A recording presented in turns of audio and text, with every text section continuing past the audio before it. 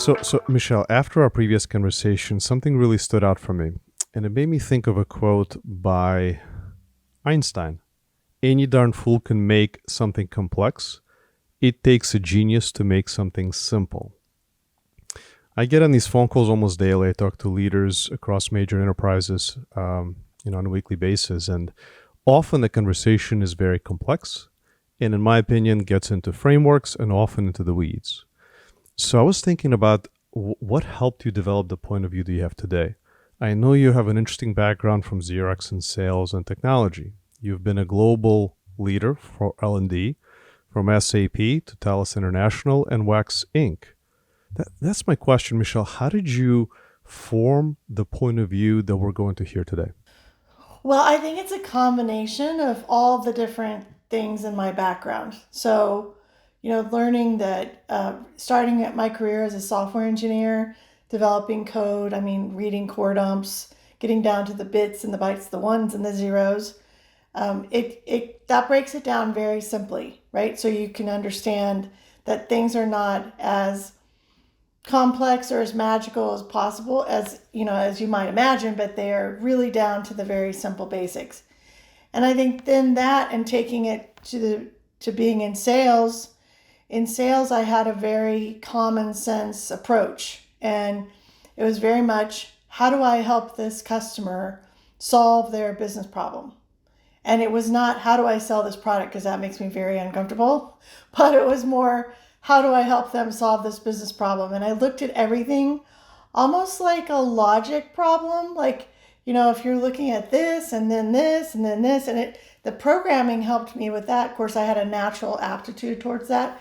So I think all those things together kind of get me to a point where I just break everything down to very simple concepts and try to keep it out of the complex area. In fact, I tell my team all the time, we need to make this simple, not more complex.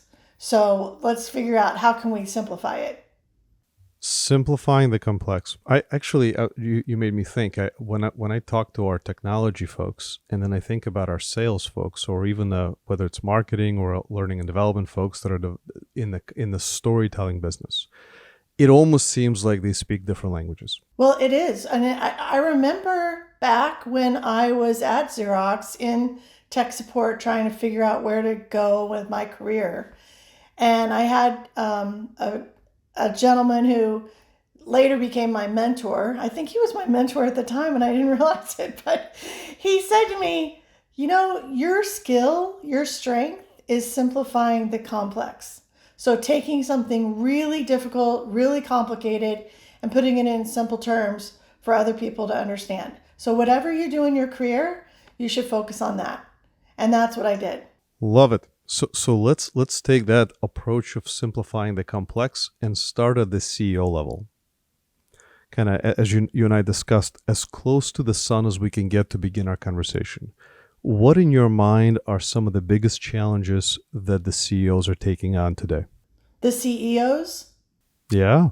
Oh, well, you know what? I think part of it, and especially because of the last 2.5 years, is they're not, we're not moving fast enough in their minds. So we're not innovating as quickly as possible. And I think the pandemic, in some cases, it increased the productivity, but it also slowed down the innovation. And maybe that's because of the lack of collaboration, the lack of connectedness that we had previously. And so while individuals are more productive and maybe even individual teams, overall the corporations, a lot of CEOs are, we need to innovate faster. We need to move faster. And I'm afraid that this hybrid environment is slowing us down. I think that's one of the biggest issues that CEOs have right now.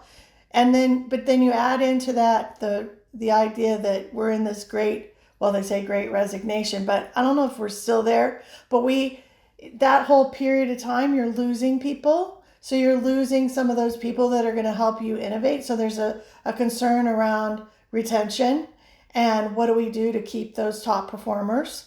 So that's another thing and that's going to impact our ability to innovate. On the other hand, when you're losing people, you can also gain some new people. So maybe you get new ideas and things like that. And I think they're hoping that those new ideas are going to come in and move quickly as well. The connection between innovation and collaboration, right? I think it's so key. I know I feel it personally. A lot of the times, the biggest spurts of innovation and ideas happen when the meeting ends. You're just hanging out. You're having a conversation. You've got a half hour, you have an hour between this meeting and the next meeting. There's a board, and off you go with ideas. Now, when that schedule is finished, you typically hang up and you move on with your day. What a huge challenge for organizations. You're so right. How do you see that lack of innovation and its connection to other goals within the organization that maybe are critical goals with metrics behind them? What's the connection between that and, say, revenue or customer service or any of the other measurements that are presented at the board level? Well, I think it's connected in that the innovation, you're trying to look at doing things differently. So transforming the way that you work, right? So it's we've spent so many years doing the same thing over and over again, and we tweak it a little bit, right? We get a little bit better. But it's really the really innovative ideas come in when you look at a situation almost with a fresh look, blank slate, and say, what could we do that is really different? And how can we take a different approach? And one of the things I did with my team when I first came into this company was I put them all through a design thinking workshop. And all of a sudden, everybody's like, oh, wow, I'm thinking differently about this now.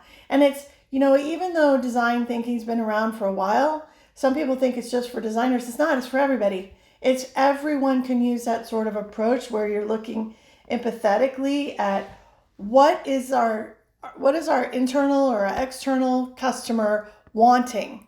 What is it that they need? And when you take that approach when you're trying to innovate, look at it that way, you come up with things that you never would have thought were possible because now you've put yourself in the other person's shoes and trying to understand what is it that's going to help them, which is the approach I took when I was in sales. It was like, how can I help that customer, right? How can I help them grow their business? Let's double click on that because that is a new experience for the L&D practitioners that you brought to the table. This is probably the first design session they've ever had in their function of L&D. Michelle, as you think about putting them through that, you've already done that. How do you think about the role of L&D?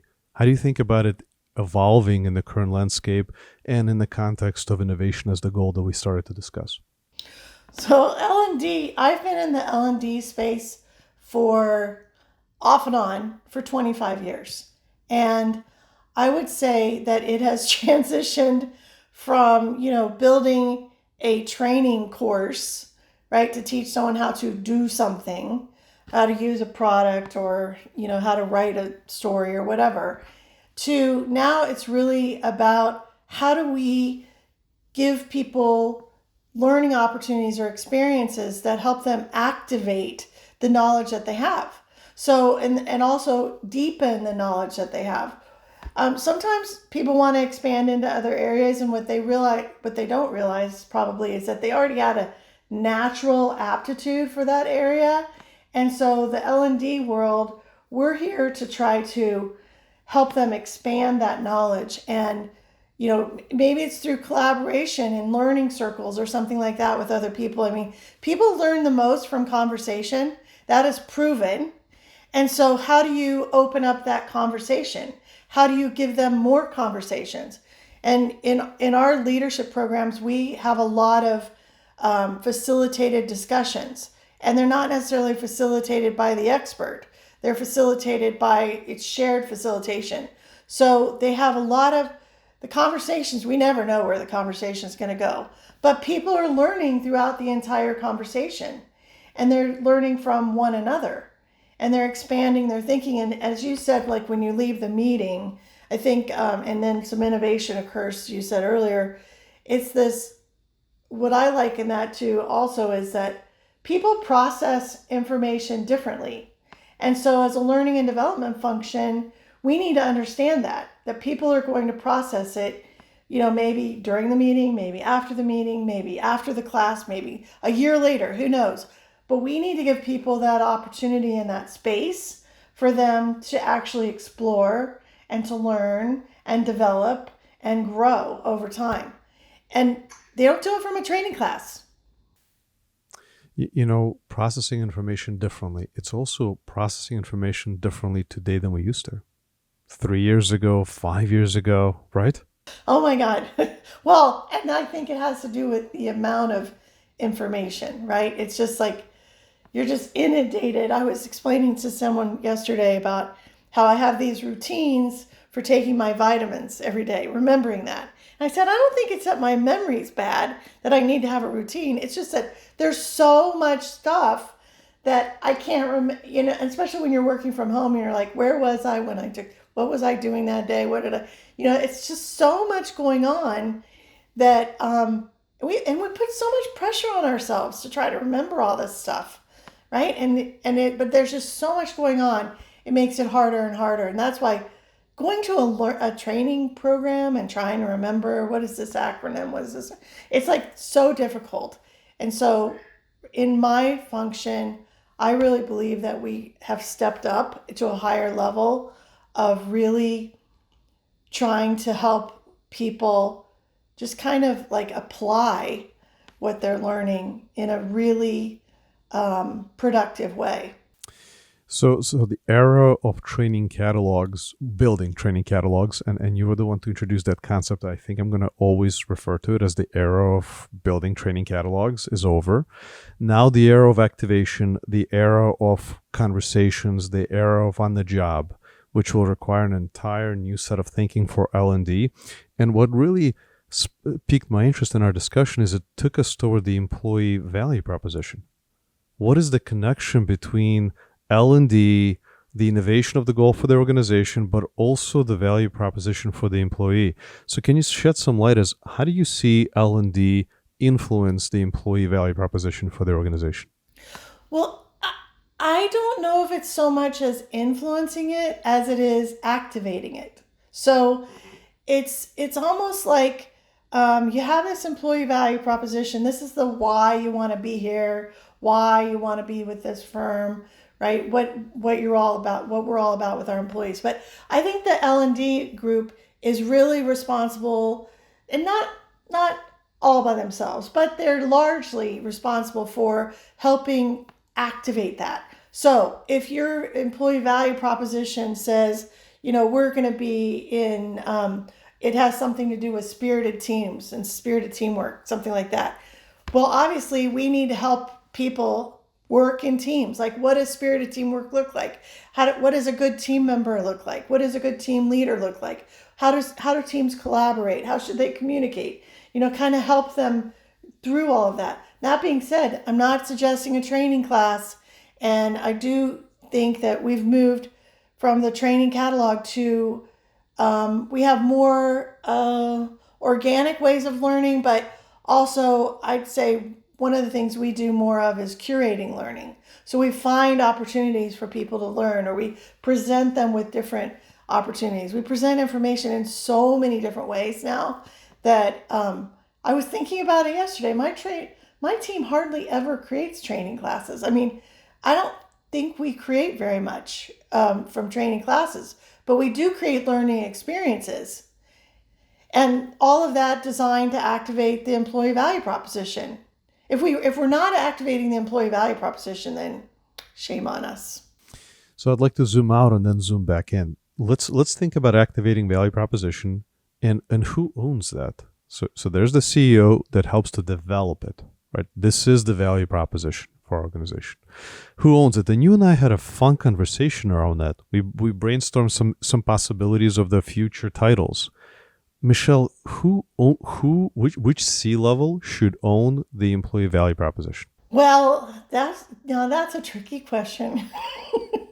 I think there's a new C-level. So I thought for a long time there was a chief employee engagement officer. I thought that would be good, but I think it's moved beyond that to where it's the employee activation officer or talent activation off. I don't like the word employee, but talent activation officer.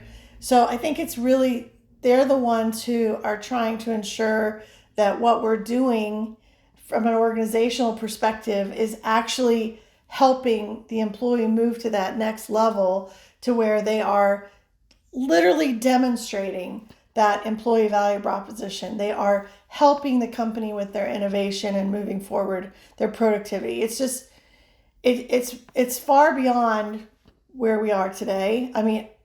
I'm like a chief talent development officer, and I think that's limiting. The name is limiting to the work that I actually do.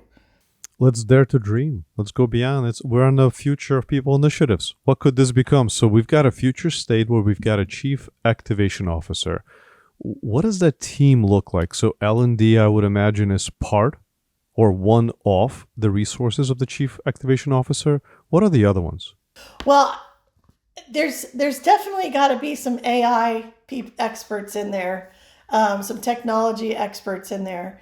I I honestly think, and I think I mentioned this to you before, I read this article back in 2004, and before that time, I was a training manager. I mean, I taught people how to use something or sell something or do something. And then I read that article, and it was called Knowledge Warriors, and it was in Chief Learning Officer magazine, I think in 2004, written by Jonathan Levy. And I got so excited about that article. I was like, okay, this is it. So then I'm trying to figure out what's the future of learning. So it was kind of that next level of who all do you need in the room to make this happen.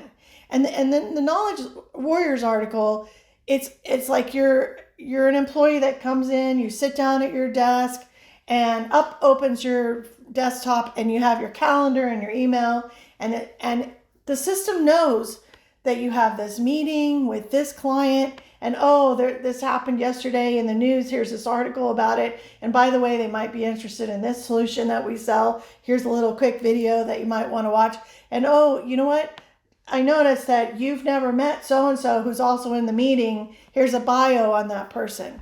And so that works for an employee at an office. He also described a scenario with a doctor who came in and saw his list of patients and what the ailments were, and he got pushed different videos on the different medications and latest research on these diseases, etc. So he didn't even, it was AI definitely in the background here, and looking at his skills profile, knowledge profile, totally knew what he needed that day. Doesn't mean he couldn't still pull some things and go say, well, I want to find out about this and this and this too. Who all needs to be involved in that? That is not L&D on their own. They need to have some technology folks involved in that. They need to have business users and doctors and whoever as co-creators. You can't do it in a vacuum. And this gets back to the design thinking. Like, it's what is it that these people are actually needing to perform and be the most productive in their roles. So there's I don't like committees leading things, but I'll say that there are more than 2 or 3 roles involved.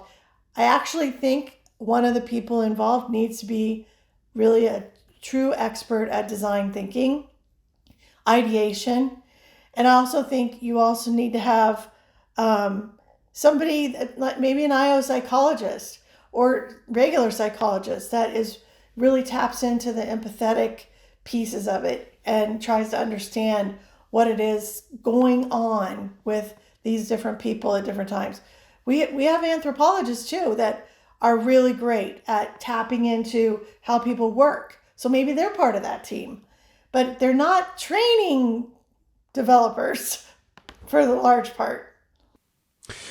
Fascinating. So we're almost creating a brain, organizational brain, that then helps to personalize or create really relevant experiences that are supporting the activation toward the employee value proposition. And that brain requires all kinds of brilliance, from technology brilliance to behavioral to design thinking, learning and development.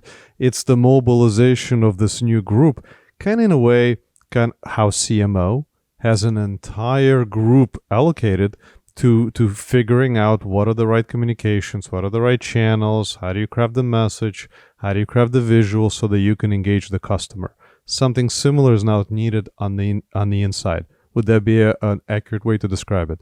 Yeah, I think that's a great way to describe it. And I would say that there's one more element in there, and that's that sales element.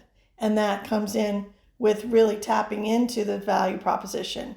Like, what is it about everything that we're doing that's going to grab the individual? Maybe we know what they need, but they don't know what they need. You know what I mean? Like, they're unconsciously incompetent.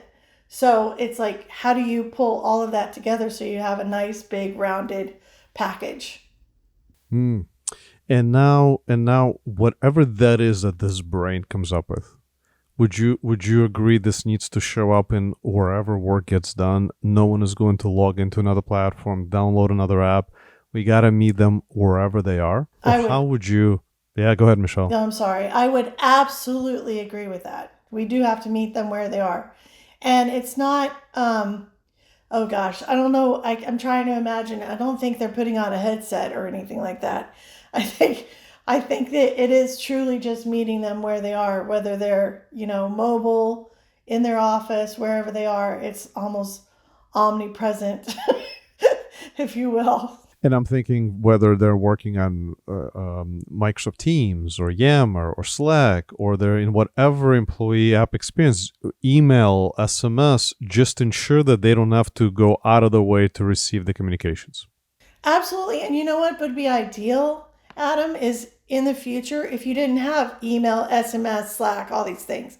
If it was integrated so that it's all one, and you're not sitting back and looking at it as separate entities. Like, I have to check my email, I have to look at my, I mean, today's world, it's like I gotta check my phone for my SMS, I gotta check my email on my laptop. It's just like, and I gotta have my chat window open to see if anyone's chatting with me. It's so much, and you miss things.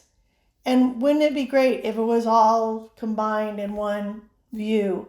And no matter where you are, what device you're on, you're getting all of it. One view from one brain. Simple, simple, but super complex to create. Super well, and that's the trick, right? So I remember years and years and years ago, I read a book called Customers.com. I don't even know if it's still in print, but the one thing that stood out to me was around when you're building websites and portals, is that the simpler the site, the more complex the back end. The more complex the site, the simpler the back end. And so this is something I talk about with my team all the time. I'm like, look, if we're going to build something, it has to be really simple for the end user, the employee, the team member, but we've got to do a lot of work to get it to that point. And that's our job. Our CTO often talks about, just think about a duck that's on the water, really calm up above, but if you look below, the feet are moving really fast. Uh, so where I'd like to ask your opinion on the audience is, we talked about the brain, we talked about the single view in the future state, and of course in our organization everyone matters, but we also understand managers have an amazing influence on someone's experience in their organization. I think it's 70+% variance is the relationship with the manager.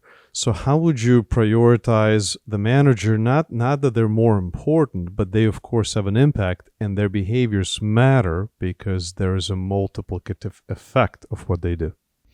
So I prefer not to think of them as managers and prefer to think of them as supporting leaders. And I think it flips it on its head. And when you think about, am I managing all these pieces and I'm trying to keep all this moving, it's kind of like, I don't like that. I like it when I think, oh, the person that I supposedly report to is supporting me and everything I do. And so when we develop leaders, at least, where I am now, when we develop leaders, we develop them to be supporting leaders so that they are providing everything that the team members need in order to be successful. So whether it's breaking down an obstacle or whether it's approving a decision or making a decision or whatnot, they are supporting them. They're not overseeing, that kind of, that it's a whole different mind shift when you think about it that way. It's like you're like the manager's on the bottom and the employees are on the top. And so you kind of flip it, and it's amazing what happens, because when someone says you will support so and so, you have to think differently. Like, what does support look like? Wow, I need to understand what they need. Oh no, I'm going to have to, have a little empathy here, maybe some compassion. So it's a completely different way of looking at it. And so that's what I would say, even in this, in any type of future world, or, you have the brain, you have the person, you have the manager is there kind of in the background helping that person or that individual be successful.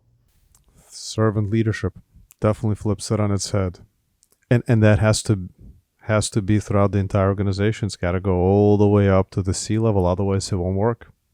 Absolutely. And that's some of the work that we've done, is that we've built in habits for our executives, and and they're based on servant leadership principles and practices. And people have said to me, "Gosh, Michelle, that's so old," and I'm like, and it's so relevant to today, so relevant.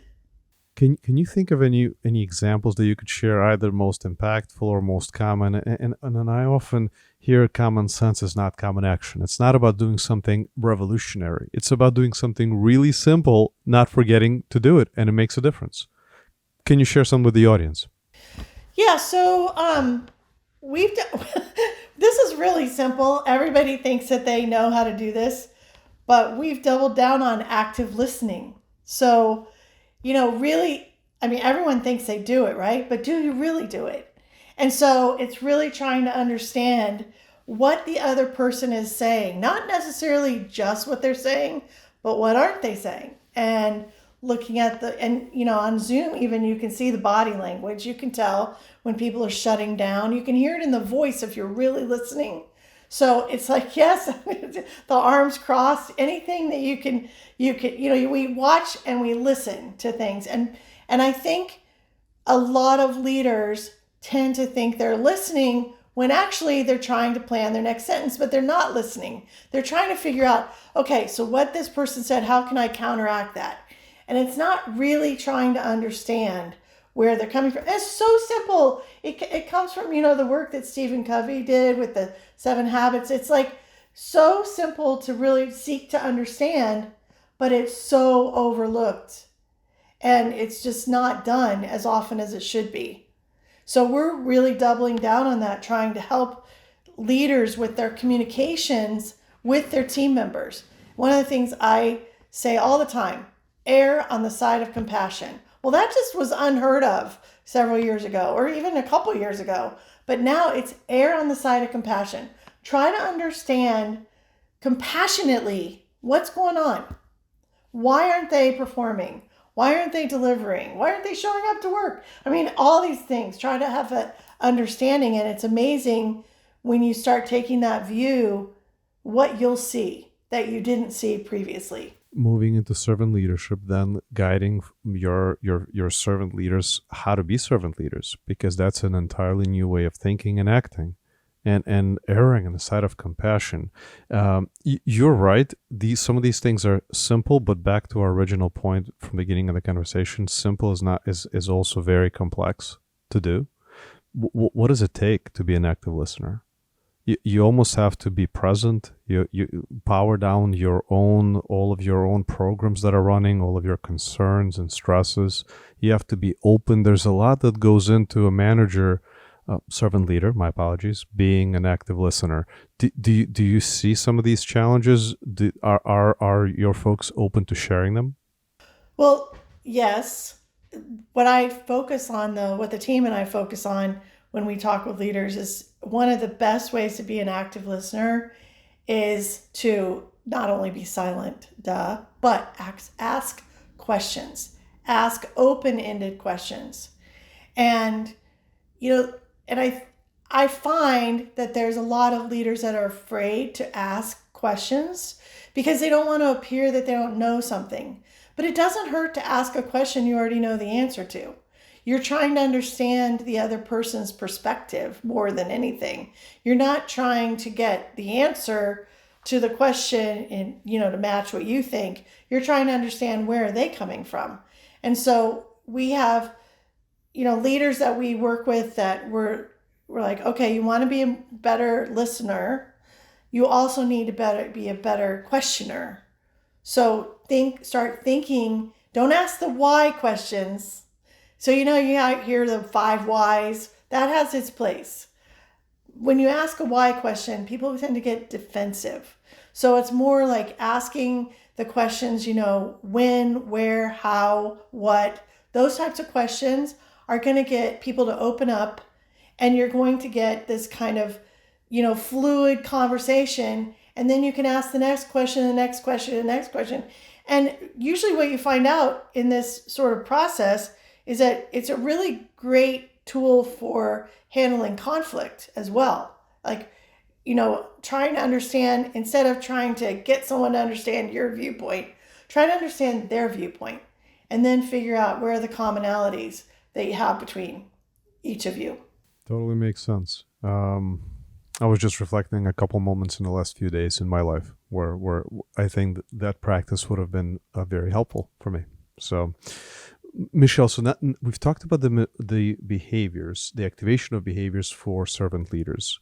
Let's zoom all the way back out to the creation of the brain, to the future chief activation officer. And what is your take on how long will it take for us to reach that state? Where are we now? Do you think any market conditions that are taking place now, if they change, will slow it down?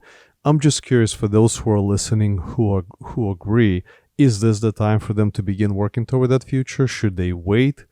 What's your take there? Well, I don't think anybody should wait on anything. Actually, once you identify what the future should look like, you should start working towards it instead of waiting. Like I said, I read that Knowledge Warriors article in 2004. We're still not there. But just a few years ago, 4 or 5 years ago, I think it was, an innovation to say you were an engagement officer. And now that's kind of like, okay, engagement, fine, we're past that. Let's move on to this activation. I think we're at that point where we need to start thinking that way and start thinking, maybe we don't call it that yet because that always takes time, but let's start thinking that way as to what is it that we're doing to help activate the team members, the employees of a company, the leadership of the company as a whole. What are we doing? And from a learning and development standpoint, I would say stop putting yourselves in the learning and development box. And even though the company, they're still really comfortable with it, trust me, they like that term, but they ask us to do things, and I'm sure your listeners would agree with me that are in this space.